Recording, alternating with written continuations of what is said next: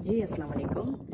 आज से कुछ दिनों पहले हमने सोशल मीडिया पे एक ऐड देखा था प्लॉट का, और उसके बाद हमने शाह प्रॉपर्टी बैंक विज़िट किया। वहाँ पे हमारी मुलाकात हुई इमरान साहब से और इकबाल साहब से, और फिर हमने उनसे प्लॉट परचेज़ किया। परचेज़ करने के बाद अपने नाम पे ट्रांसफ़र करवाया। ट्रांसफ़र करने के बाद आप ये देख सकते हैं आज अल्हम्दुलिल्लाह हमारा जो प्लॉट है उस पर तामीरात का काम जारी है, और ये हम घर बना रहे हैं अपनी रिहाइश के लिए, जिसपे पीछे ये आप देख रहे होंगे कमरे बन रहे हैं, अटैच वॉशरूम।